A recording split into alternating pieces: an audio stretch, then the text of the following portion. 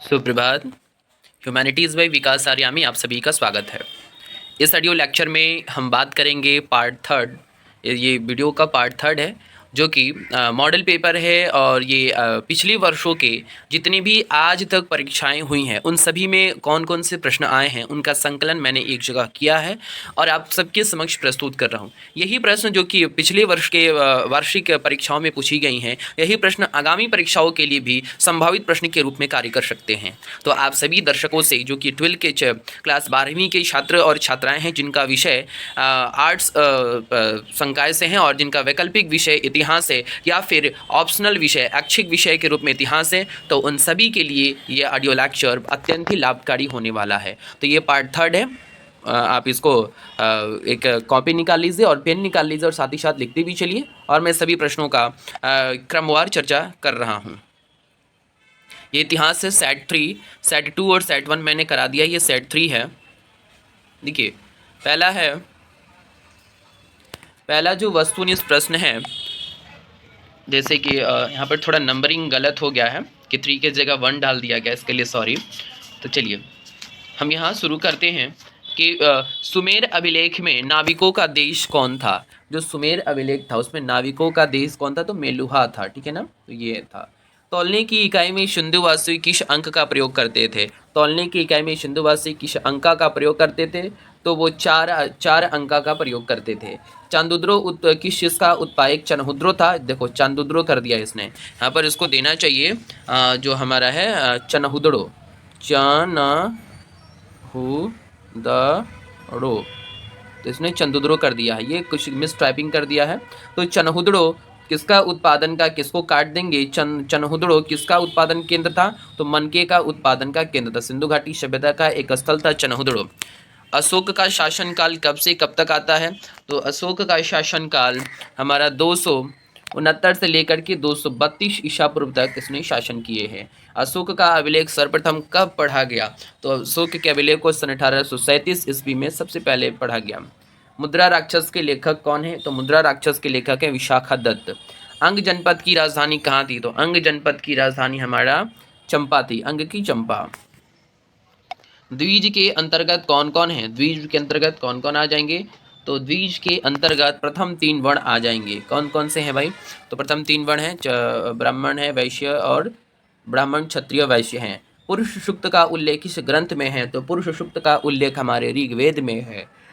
समुद्रगुप्त किस वंश का शासक था, तो समुद्रगुप्त जो था वो हमारा गुप्त वंश का शासक था। शास्त्रों के अनुसार राज्य करने का अधिकार किसको था, तो शास्त्रों के अनुसार राज्य करने का अधिकार केवल ये क्षत्रिय लोगों का था। क्षत्रिय केवल राजा बन सकते थे और ब्राह्मण पूजा पाठ करवा, वैश्य व्यापार और शूद्र जो कि सफाई के काम में लगे होते थे। कार्ले के चैत्य का किससे निर्माण कराया, कार्ले के चैत्य का किससे निर्माण करवाया, तो कार्ले के चैत्य से पहाड़ी चट्टानों का निर्माण करवाया गया। बौद्धों के लिए सबसे पवित्र स्थल कौन सा है, तो बौद्धों के लिए सबसे पवित्र जो स्थल है वो हमारा स्तूप है। ठीक है नहीं, क्योंकि यहाँ पर समाधि, उसमें जैसे कोई भी बौद्ध भिक्षु मरता है तो उसमें उसकी समाधि दी जाती है। राजमनामा के नाम से किस ग्रंथ का फारसी अनुवाद किया गया, तो हमारा आंसर हो जाएगा महाभारत का। ठीक है ना। गुलबदन बेगम ने किसके आग्रह पर हुमायूंनामा लिखा, तो गुलबदन बेगम ने ये यहाँ पर ये अकबर के आग्रह पर हुमायूंनामा लिखा।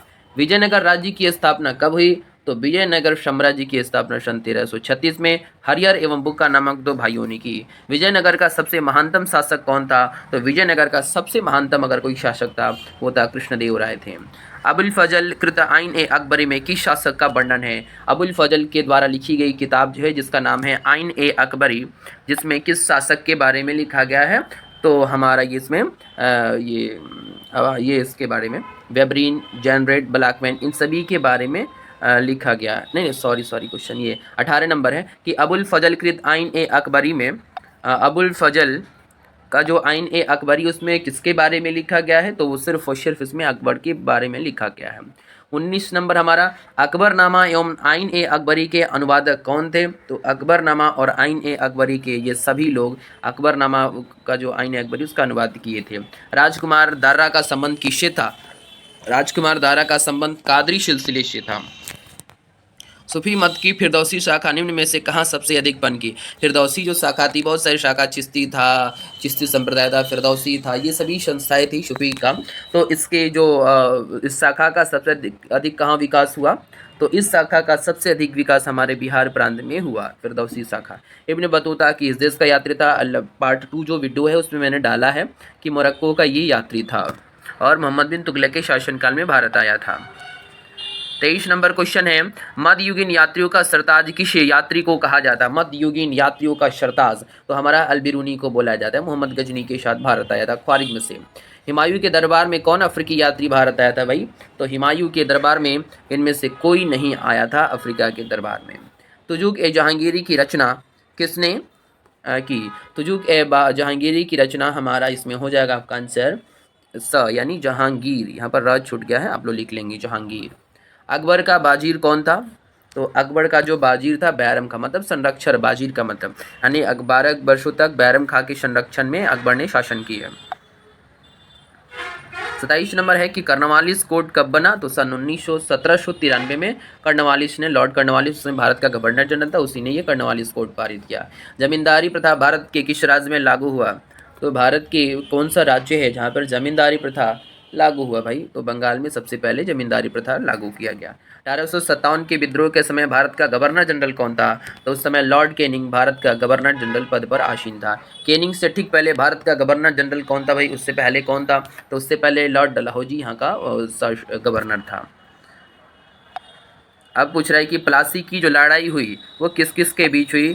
तो रॉबर्ट क्लाइव और सिराजुद्दौला के बीच यह युद्ध हुआ था। 31 का आपका आंसर हो जाएगा ए, रॉबर्ट क्लाइव और सिराजुद्दौला के बीच हुआ था।